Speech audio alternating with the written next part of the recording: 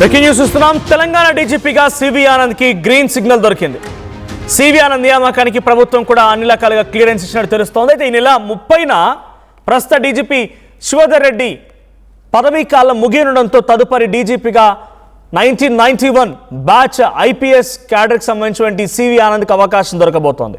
UPSC పంపినటువంటి DGP అర్హుల లిస్టులో CV ఆనంద్తో పాటుగా వినాయక్ ప్రభాకర్ ఆప్టే అండ్ సౌమ్య మిశ్రా పేర్లు కూడా ఉన్నాయి. అయితే ముగ్గురులో అందరికంటే సీనియర్ కావడంతో సివి ఆనంద్కి అవకాశం ఉంది. ఇక ప్రస్తుతం హోంశాఖ స్పెషల్ సెక్రటరీగా పనిచేస్తున్నారు సివి ఆనంద్. ఇక సివి ఆనంద్ స్థానంలో హోంశాఖ స్పెషల్ సెక్రటరీగా శిఖా గోయల్ నియామకం జరిగే అవకాశం కూడా ఉంది. మా ప్రతినిధి ఇన్నారెడ్డి సిద్ధంగా ఉన్నారు. ఇన్నారెడ్డి, సివి ఆనంద్కి అన్ని రకాలుగా క్లియరెన్స్ దొరికినట్టు తెలుస్తోంది. సో అటు శివధర్ రెడ్డి సమయం పూర్తి కావడంతో సివి ఆనంద్కి అవకాశం దొరకబోతోంది. సో గవర్నమెంట్ వైపు నుంచి ఎటువంటి క్లియరెన్స్ ఉంది? పొలిటికల్గా కూడా ఆలోచిస్తారు కాబట్టి సివి ఆనంద్కి అడ్డంకులు ఉండే అవకాశం ఉందా? క్లియరెన్స్ దొరికినట్టేనా గవర్నమెంట్ పరంగా? మనోజ్, ఆల్రెడీ దీని మీద శివధర్ రెడ్డి గారికి సంబంధించి మనం చూస్తే అది టెంపరీగా గవర్నమెంట్ అపాయింట్మెంట్ సంబంధించి ఆయన నియామకం చెల్లదని చెప్పని కోర్టుకు వెళ్ళడం జరిగింది. ఈ లోపల రిటైర్మెంట్ స్టేజ్ దగ్గర రావడంతో ఆయన రిటైర్ అవుతున్న నేపథ్యంలో అఫీషియల్ గా యూపీఎస్సీ అంటే కేంద్ర ప్రభుత్వం లిస్ట్ లో సీనియారిటీ ప్రకారం సివి ఆనంద్కి ఎక్కువ అవకాశాలు ఉన్నాయి.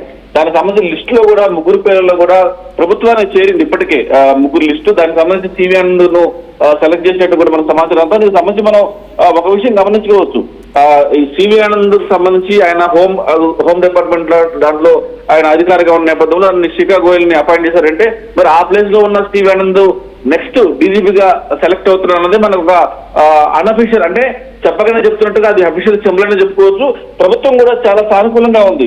ఖచ్చితంగా దీంట్లో నెక్స్ట్ డీజీపీగా 1991 బ్యాచ్ ఐపీఎస్ ఆఫీసర్ సివి ఆనంద్కి అవకాశం వస్తుంది. అలాగనే యూపీఎస్సీ పంపిన డీజీపీ లిస్ట్ లో అర్హుల లిస్ట్ లో కూడా సివి ఆనంద్ తో పాటు వినాయక్ ప్రభాకర్ ఆప్టే అలాగే సౌమ్య మిశ్రా పేర్లు కూడా ఉన్నాయి.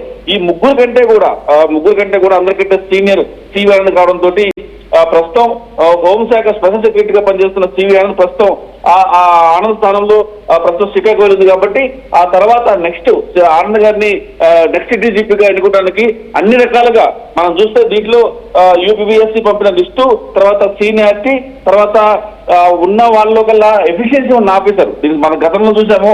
ఆయన సైబరాబాద్ లో పనిచేసిన, హైదరాబాద్ లో పనిచేసిన, తర్వాత హోంశాఖ స్పెషల్ సెక్రటరీ పనిచేసినా కూడా ఆయన యొక్క బ్రాండ్ మార్క్ అనేది చాలా స్పష్టంగా కనిపిస్తా ఉంది. ప్రభుత్వం కూడా ఒక సీనియారిటీ మీదనే కాకుండా ఆయన ఎఫిషియన్సీ మీద కూడా ఆధారపడి ఆయన సెలెక్ట్ చేస్తున్నట్టుగా మన సమాచారం అంతా ఉంది.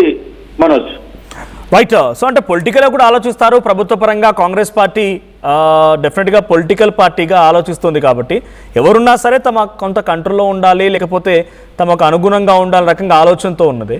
సో సివి ఆనంద్ గత బీఆర్ఎస్ పార్టీలో కూడా చాలా కీలకంగా వ్యవహరించారు హైదరాబాద్ సిపిగా. కాబట్టి ఇప్పుడు ఆయనకి డైరెక్ట్గా అవకాశం ఇవ్వడానికి ప్రభుత్వం ఆ దిశగా అడుగులు వేస్తోందా, లేకుంటే కొత్త వారిని ఎవరైనా నియమించే అవకాశం ఉందా? లేదు మనోజ్, ఎందుకంటే ఆయన వివాదరహితుడు. అంటే ఎలాంటి వివాదాల్లోకి పోవడం కానీ, తర్వాత పబ్లిక్ సర్వ్ చేయడంలో కూడా ఆయనకు ఒక ట్రెండ్ మార్క్ ఉంది, బ్రాండ్ మార్క్ ఉంది. కాబట్టి దీనికి ఈ పోస్ట్ కి సివి ఆనందే కరెక్ట్ అని చెప్పేసి కాంగ్రెస్ ప్రభుత్వం భావిస్తుంది. అంటే గతంలోనే సివి ఆనంద్ డీజీపీ అవుతారని చెప్పేసిన వ్యవహారంలో కూడా తర్వాత శివధర్ రెడ్డి రేవంత్ రెడ్డి దగ్గర అవటం, తర్వాత ఇంటెలిజెన్స్ లో పనిచేయడం లాంటి అనేకమైన కారణాలు, తర్వాత ఆయన రిటైర్ అయిన దాకా డీజీపీగా ఉంచి ఆ తర్వాత సివి ఆనంద్ గారినే డీజీపీ చేయాలని చెప్పేసి అనుకోవడం జరిగింది. ఆ తర్వాత జరిగిన పరిణామాలు చూస్తే కోర్టులో పిటిషన్ వేయటము, శివధర్ రెడ్డి గారిని నియామకం మీద వివాదాలు రావడము, ఆ తర్వాత ఆయన రిటైర్మెంట్ తర్వాత ఎవరిని ఎన్నిక చేయాలని దాని మీద దీనికి సంబంధించి యూపీఎస్సీ లిస్టులు ముగ్గురు పేర్లు రావడం, ఆ ముగ్గురు పేర్లు కూడా సీనియర్ ఉన్న వ్యక్తి ఎవరంటే సివి ఆనంద్ కావడం. వీటన్నిటి పరిణామాల్లో ఆయనకు ఉన్న ఎఫిషియన్సీ, తర్వాత గతంలో చేసిన వర్క్స్ అన్నిటి మీద కూడా ఆధారపడి కాంగ్రెస్ ప్రభుత్వం కూడా చాలా సానుకూలంగా ఉంది సివి ఆనంద్ మీద చెప్పి తెలుస్తా ఉంది. ఆయన కాంగ్రెస్ పార్టీ రాగానే ఆయన హైదరాబాద్ కమిషనర్ గా వేయటం, తర్వాత చాలా కీలకమైన ఆ పోస్ట్ లో కూడా హోంశాఖ స్పెషల్ సెక్రటరీగా నియమించడం, ఆ తదుపరి కాంగ్రెస్ పార్టీ సంబంధించి 3 సంవత్సరాలు ఇంకా ఉంటుంది. కాబట్టి 3 సంవత్సరాల వరకు కూడా సివి ఆనంద్ డీజీపీ ఉండే అవకాశాలు స్పష్టంగా కనిపిస్తా ఉన్నాయి. పార్టీ కూడా ఆయన డీజీపీగా నియమించడంలో సానుకూలంగా ఉంది, సీనియారిటీ ఉంది, ఎఫిషియన్సీ ఉన్న ఆఫీసర్. ఇన్ని విషయాల్లో ఆయన ముందున్నాడు. కాబట్టి నెక్స్ట్ డీజీపీ తప్పకుండా సివి ఆనంద్ అవుతారని చెప్పని కూడా మనకు తెలుస్తా ఉంది.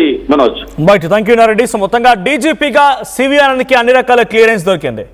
అటు ప్రభుత్వం కూడా సివి ఆనంద్కే డీజీపీ బాధ్యతలు అప్పగించాలని సిద్ధంగా ఉంది. అయితే డీజీపీగా ఇటు సివి ఆనంద్ పేరుతో పాటుగా మరికొన్ని పేర్లు కూడా వచ్చాయి.